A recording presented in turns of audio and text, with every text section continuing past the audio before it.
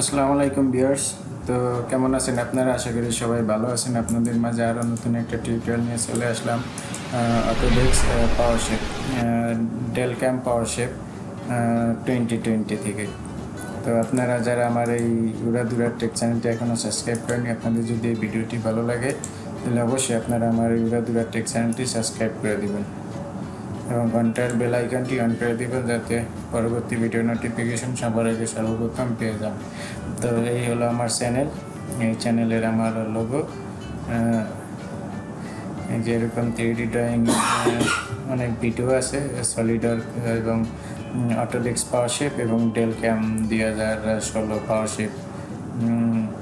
আপনারা যেই সফটওয়্যারের কাজ শিখতে চান না কেন আপনারা আমার এই চ্যানেল আইসা প্লে লিস্ট পেয়ে যাবেন। এখানে অনেকগুলো প্লে লিস্ট আছে। প্লে লিস্টে আপনারা সার্চ দিলে আমার সব চ্যানেল পেয়ে যাবেন।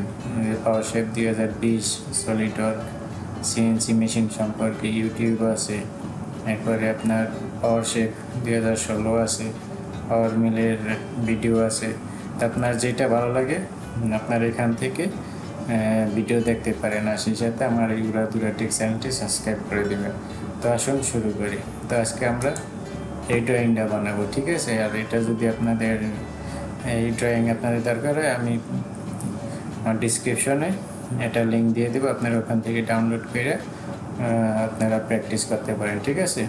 তো আমরা প্রথমে এই যে এটা 54/75 একটা রেক্টেঙ্গুলার বানাবো। তো আসুন আমরা সফটওয়্যারে চলে যাই। তো আমরা এখানে সফটওয়্যারে আসলাম, আসার পর এখান থেকে ওয়্যারফ্রেম সিলেক্ট করলাম, এখান থেকে রেক্টেঙ্গুলারে আজকে নিলাম, ঠিক আছে? রেক্টেঙ্গুলার নিয়ে 0 এন্টার করলাম। তো এরপরে আমরা 54/75 ব্যাস একটা রেক্টেঙ্গুলার নিলাম। এটা এদিকে 54, লম্বা 75। আমরা এটা ব্যাগে দিলাম। ব্যাগে দেওয়ার পর 0 দেওয়ার পরে 75/54 ব্যাস। আমরা রেক্টেঙ্গুলার নিলাম। এরপরে আমরা এটা স্কিপ করে দিব। দেওয়ার পরে এখান থেকে কম্পোজিটিভ কার্ভ করে নিব, ঠিক আছে? এরপরে ওকে। এরপরে এটা আইসোমেট্রিক ভিউ। এরপরে আমরা এখান থেকে সলিড থেকে এক্সট্রুড। আমরা এটারে এক্সট্রুড করবো 12 মিলি। এটার উপরে ডাবল ক্লিক, এরপরে এখান থেকে 12 মিলি এক্সট্রুড বাস, ওকে। এরপরে আমরা এখানে ওয়্যারফ্রেম থেকে এখান থেকে সিঙ্গেল লাইন, এখান থেকে এখানে এটা সিঙ্গেল লাইন নিলাম। এরপরে এডিট থেকে এই যে অফসেট, এটা এই ভিতরে থেকে অফসেট করবো আপনার 20 মিলি। এরপরে আমরা এটারে এখানে ডিস্টেন্স 20 মিলিতে এন্টার। এরপরে আবার আমরা ওয়্যারফ্রেম এখান থেকে কম্পোজিটিভ কার্ভ, এইটুকু আমরা যে 20 মিলি লাইন নিছি এইটুকু আমরা এক্সট্রুড করে নিব। এক্সট্রুড এরপরে এটা লেন্থ দেবে আপনার 35 মিলি, ঠিক আছে? আমাদের থেকে 35 মিলি এটার হাইট হইব। এটাতে আমরা 30 আছে 35 করে দিলাম, আচ্ছা, ওকে।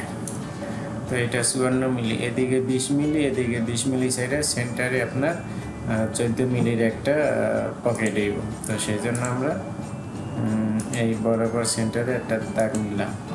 নেওয়ার পরে এটারে আমরা এখান থেকে অফসেট করে দেব এদিকে 7 মিলি, এরপরে -7 মিলি, বাস এই পর্যন্ত। তো আমরা এই সেন্টারের এই লাইন ডিলিট করে দিই, এটা আমাদের দরকার নেই। এরপরে আবার ওয়্যারফ্রেম থেকে এই যে এখান থেকে এখানে একটা লাইন নিলাম। তো এইটা আপনার 12 মিলি হইব কাট, 12 মিলি আপনার এটা অফসেট হইব। এটা সিলেট আছে, সিলেট থেকে অবস্থায় এটি থেকে অফসেট এটা -12 আচ্ছা এই পর্যন্ত। এরপরে আমরা এইটা সিলেক্ট আছে ডিলিট করে দিই। আবার এখান থেকে ওয়্যারফ্রেম থেকে এই যে একটু আমরা এটারে কম্পোজিটিভ কাট করে নিলাম, এটা আমাদের কাট করার জন্য, ঠিক আছে। এরপরে যেটা সিলেক্ট আছে সিলেক্ট থাকা অবস্থায় আমাদের এই দুইটা অ্যাড করে নিতে হইতো, তারপর আমরা দেখি এখান থেকে কাট হয় কিনা। এরপরে এটারে আমরা দিব 35 মিলি। এটা কাট হয় না, এটা কাট না হওয়ার কারণ হচ্ছে আমাদের এই যে এখানে এই সেকেন্ডারি এবং প্রাইমারি আলাদা আলাদা দুইটা সলিড, তো সেই জন্য আমাদের এই দুইটা অ্যাড করে নিতে হবে। এরপরে এখান থেকে প্রাইমারি সিলেক্ট করে সেকেন্ডারি দিয়ে দিলাম, দুইটা এখন অ্যাড হয়ে গেছে। এরপরে এখন এখান থেকে আমরা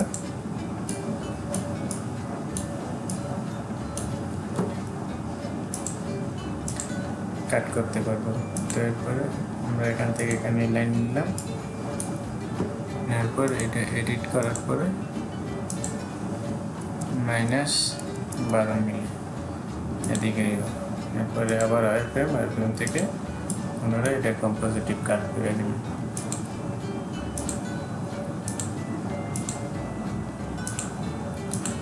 ওকে, এরপরে সলিড থেকে কাট,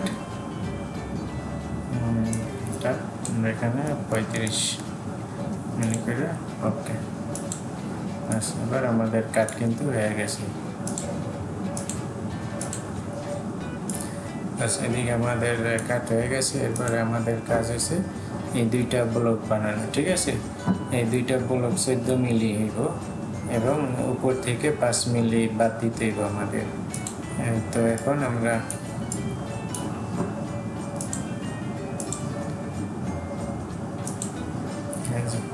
এখান থেকে এখানে, এখান থেকে এখানে, ঠিক আছে। তো এই লাইনে এটা সিলেক্ট করলাম, সিলেক্ট করার পরে এডিট থেকে এটারে আমরা এই যে এখান থেকে চেঞ্জ করে দিলে এদিকে নিতে আসে না, চেঞ্জ করে দিলাম। এরপরে যে নিচের দিকে যাইতে আসে 5 মিলি, এটারে আমরা অফসেট করে দিলাম। 5 মিলি অফসেট করার পর যেটা সিলেক্ট আছে এই লাইন ডিলিট করে দিলাম, ঠিক আছে।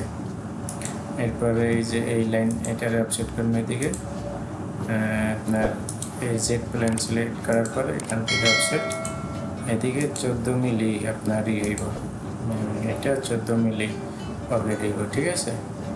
এরপরে আমরা এখান থেকে এটারে অফসেট করবো 14 মিলি, বাস 14 মিলি অফসেট করলাম। আবার ওয়্যারফ্রেম এখান থেকে লাইনে যাওয়ার পর এই লাইন থেকে এই লাইন, এইটা 15 মিলি ওদিকে আপনার অফসেট করতে হইব, এই যে এখান থেকে 15 মিলি। এরপরে আমরা আবার এটা সিলেক্ট আছে, সিলেক্ট থাকা অবস্থায় এডিট থেকে এদিকে অফসেট 15 মিলি, বাস ওকে।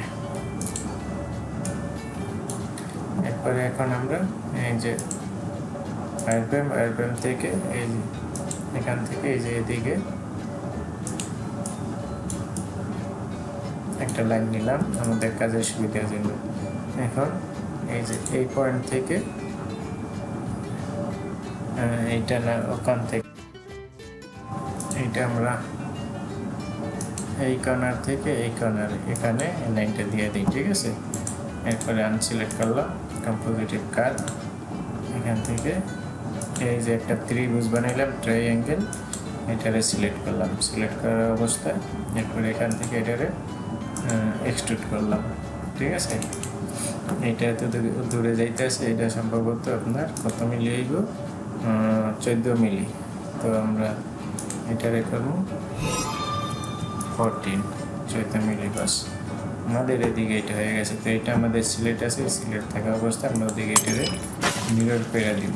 তো মিরর করার জন্য আমাদের প্রথমে এখানে একটা এই যে প্লেন আছে অরিজিন সিঙ্গেল, এটা আমরা এখানে বসাই দিলাম, ঠিক আছে।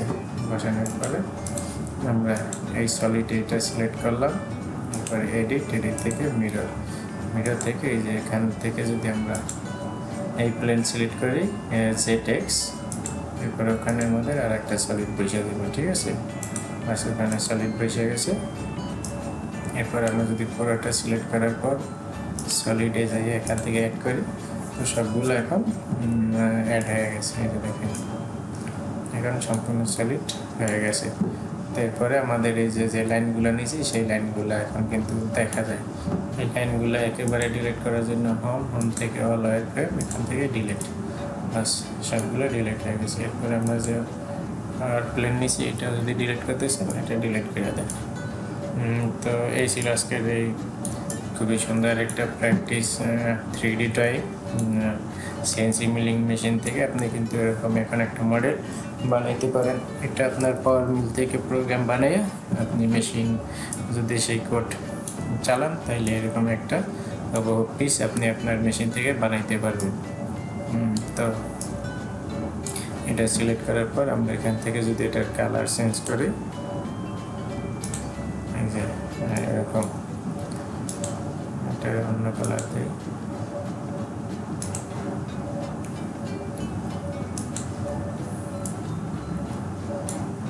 এই যে ভিডিও ডিসক্রিপশনে আমি আমার এই আপনার এই ড্রয়িংয়ের লিঙ্ক আমি দিয়ে দেবো, আপনার ওখান থেকে এটা ডাউনলোড করে প্র্যাকটিস করতে পারেন। তো আজকের মতন এই পর্যন্তই। সবাই ভালো থাকেন, সুস্থ থাকেন, আর অবশ্যই আমার চ্যানেলটা সাবস্ক্রাইব করে দেবেন।